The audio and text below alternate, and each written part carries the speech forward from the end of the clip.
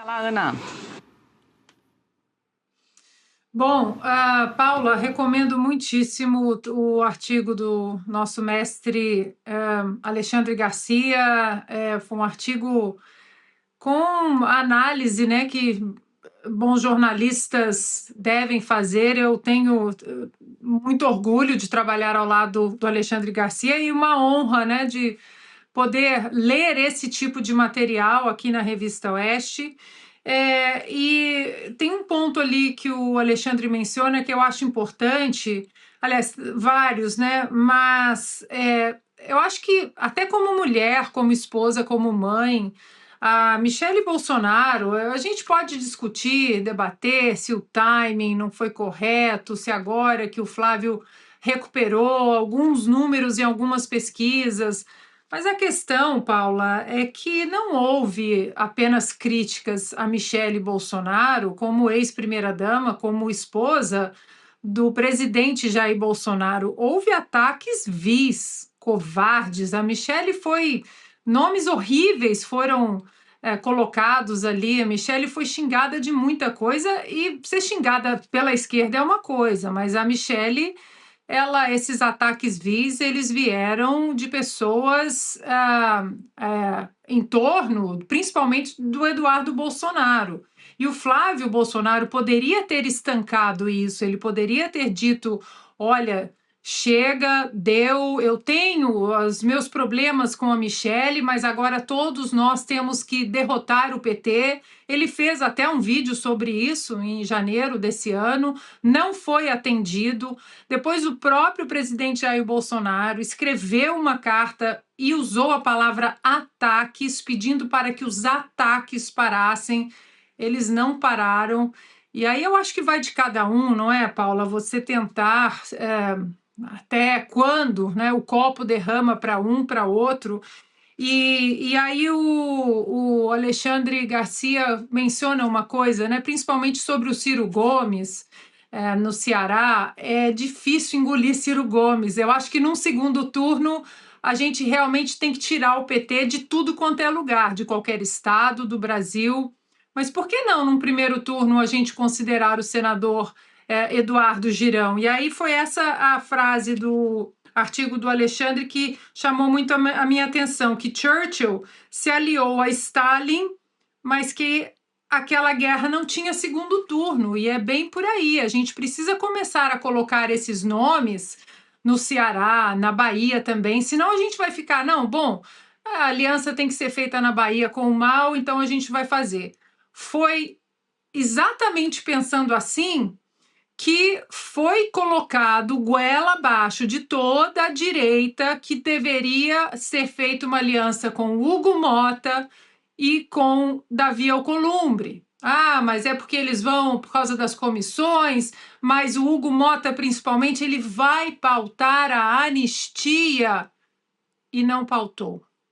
Então, eu entendo o cansaço de muita gente na direita, eu entendo quem quer simplesmente vamos fechar os olhos aqui e derrotar o PT. Eu acho que a prioridade, sim, é essa em outubro. Mas eu entendo quem também, Paula, está cansado de tantas alianças que não chegam em lugar algum, de facadas nas costas. E, de novo, né, o que o Alexandre disse, o presidente Bolsonaro está 24 horas ao lado da ex-primeira-dama. E você ouvir, né, o que o Ciro disse, não apenas do presidente Bolsonaro, mas dos filhos do presidente Bolsonaro. Ciro Gomes chamou os filhos do presidente Bolsonaro de um bando de ladrões. Inclusive, nós resgatamos um vídeo aqui das falas antigas do Ciro Gomes. Portanto, nós temos que fazer uma luta alta, em alta voz, Bolsonaro assassino, compra os respiradores, Bolsonaro assassino, habilita as UTIs, Bolsonaro assassino, compra os testes, Bolsonaro assassino, não é? Tem que fazer mais hospital de campanha. Isso é o que nós temos que fazer agora.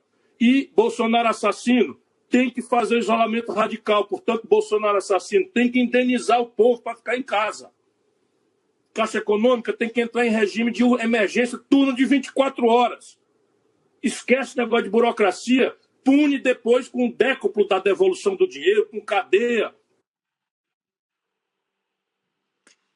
É complicado, né? Você fingir que uma pessoa não chamou seu marido de Bolsonaro assassino e ainda tocar o apito para que isso seja a narrativa do momento. Então, eu repito, Paula, é hora de acalmarmos os ânimos, sim, né? Nós temos um cavalo muito bom, com grandes chances de vitória.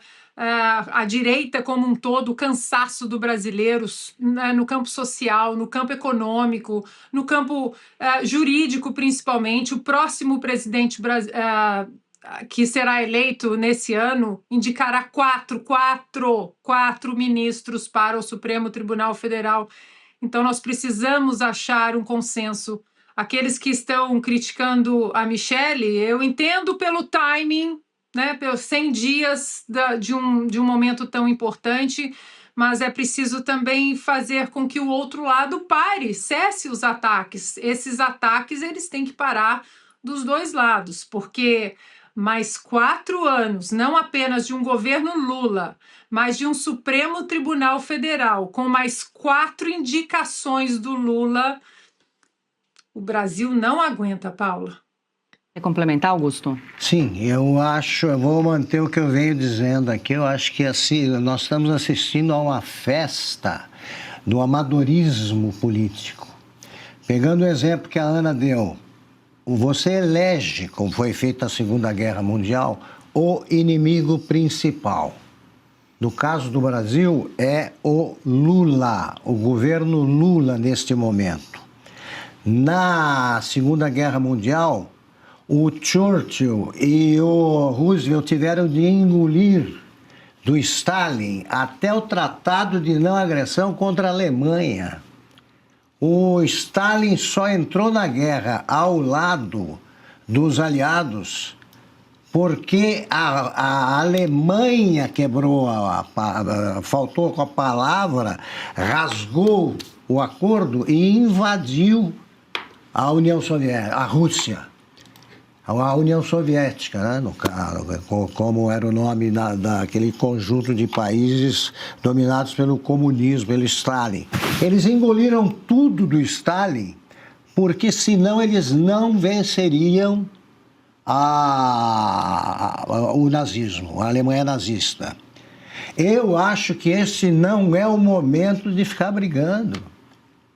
Não é o momento de ficar brigando. O acordo feito pelo Flávio Bolsonaro, é o que ele diz, era o seguinte: ninguém ia falar mal do outro. O Ciro não faria ataques e eles não atacariam também. Esta briga não é para ser travada no primeiro turno. No primeiro turno, todo mundo deve lançar candidato. Mas você não deve começar os ataques, porque você pode precisar desses votos no segundo turno. Aí diz, a qualquer preço? Não, mas quase, como aconteceu na Segunda Guerra. Se eles não aceitassem, se os Estados Unidos e a Inglaterra, o Reino Unido, não aceitassem como aliado o Stalin, perderiam a guerra. O Alckmin disse que o Lula estava voltando ao local do crime. E, no entanto, o Lula fingiu que tudo bem, botou lá como vice. Não é para se chegar a tanto, claro.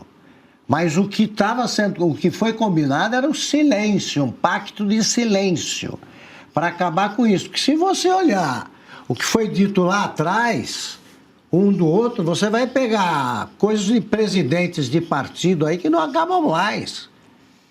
Em política, eu não faço política, não sou político militante, porque eu não gosto de ir além das minhas convicções em algum acordo. Não faço isso, e por isso não sou político. Mas quem quer ser político tem de entender que acordo se faz com o adversário, senão não deve ser político. Você não pode ser político baseado apenas em princípios. Eu estou dizendo isso porque eu estou dizendo que é o beabá da política. Todos estão ignorando isso aí. Nessa briga. Essa briga está dominando o noticiário. E, enquanto isso, o Moraes fica lá sem explicar o contrato, a dosimetria continua não valendo, os presos continuam lá e a direita caminha para chegar dividida ao dia da eleição. Se chegar dividida, perde, embora o eleitorado seja majoritariamente de direita. É isso que deveria ser evitado. Pelo visto, não será. Deixa eu voltar com a Ana, só para complementar, diga.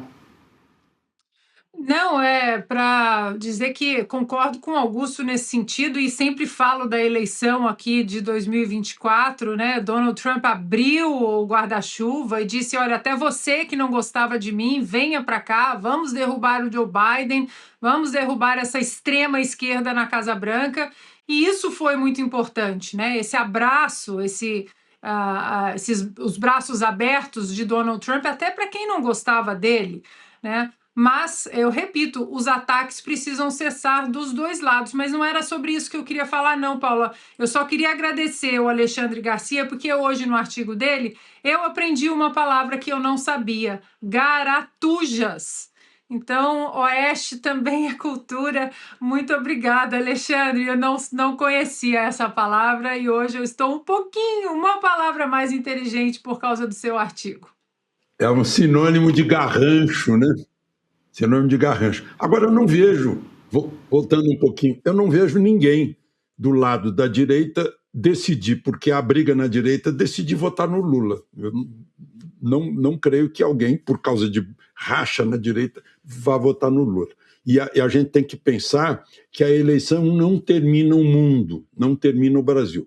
O vencedor vai ter que administrar o legado de Lula. E tem que saber se a pessoa tem capacidade para isso. Ou pode ser o risco de um fiasco no primeiro ano, e aí a direita fecha o futuro dela.